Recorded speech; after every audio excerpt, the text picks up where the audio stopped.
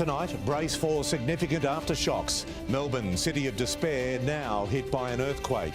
Tremors felt in 4 states. High-rises evacuated in Sydney. Hearts racing in Newcastle. Anti-vaxxer anarchists unmoved, storming a sacred site and holding a city to ransom for a 3rd day.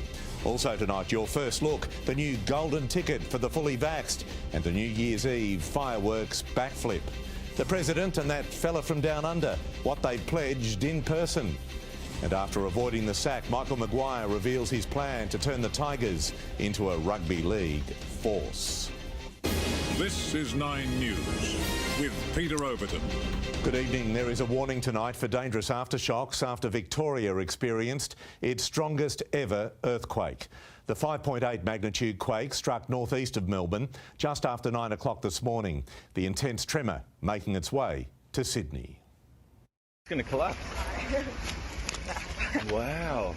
Dust in the air, bricks on the road.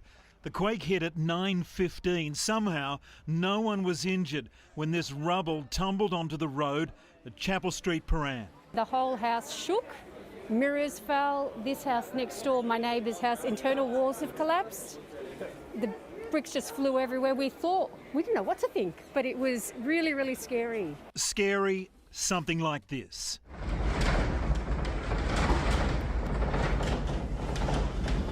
That was the worst. I'm on the 3rd floor and the whole building, and I thought it was going to collapse. Breakfast radio had first-hand breaking news. Did we just get hit by an earthquake? That was amazing. For 20 seconds, Melbourne was rattled. A baby monitor captured the moment. The quake rudely erupted a morning nap. The quake was centred in the Victorian Alps, and this was the moment it hit Mount Buller. That isn't wind hitting the snow cams, it's a 5.8 quake, leaving skiers shaking in their boots mid-run. Looked up, clear sky, thought it was a helicopter, and then realised I think it might have been something a bit bigger. At Chemist Warehouse, it was clean-up time in the aisles. In world news, have we just had an earth tremor? Right. Sorry, we're just having an earth tremor at the moment. In Kensington, century-old chimneys were toppled. Hit all the tiles up there and then trickled off.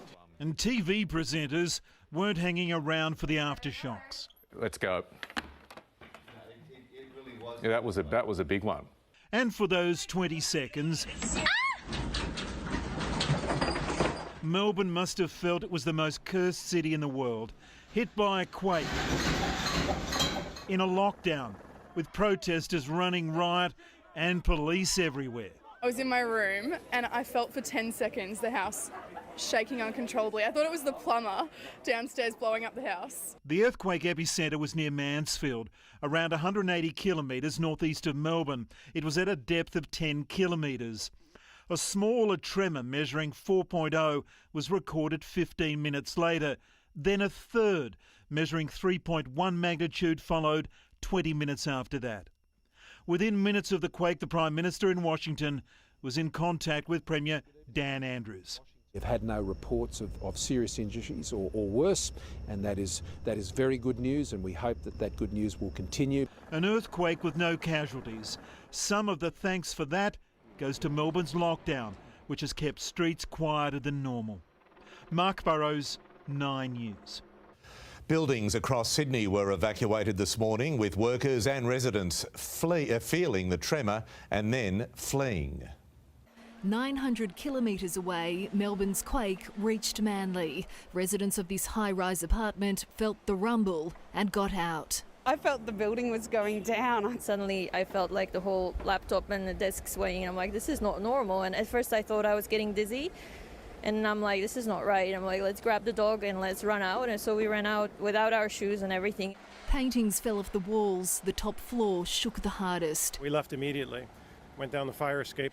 Earth moved in Epping, Hornsby too. This apartment block evacuated. Surveyors called in to assess cracks.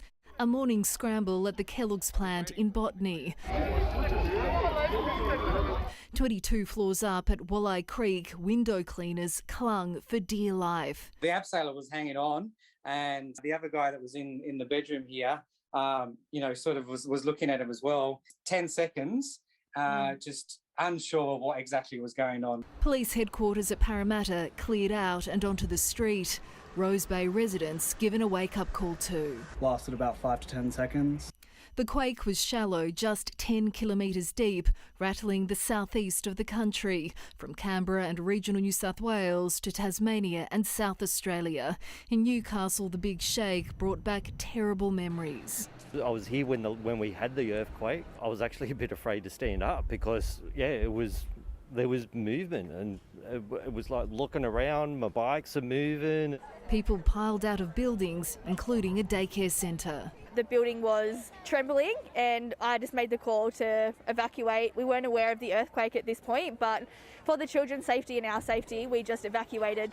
How much destruction an earthquake causes depends on where it hits. Think of it as a big blast. The closer you are to the centre of the explosion, the worse the damage. The 1989 Newcastle quake measured 5.6 on the Richter scale, less than today's, but the epicentre was only 15 kilometres from the CBD, which is why we saw so much destruction, 50,000 buildings damaged and 13 deaths. Christchurch in 2011 was the same, a magnitude 6.3. It struck just 10 kilometres from the city centre, more than 100,000 buildings damaged and 185 people died. Whereas today's in Victoria was well away from any populated area. So it does in part come down to luck, but also the geological environment. New Zealand sits on an active plate boundary which causes intense earthquakes. In Australia, the plates instead spread apart, causing less powerful tremors. Today's was triggered by tectonic forces pushing up the Victorian Alps. Sophie, thank you. A third day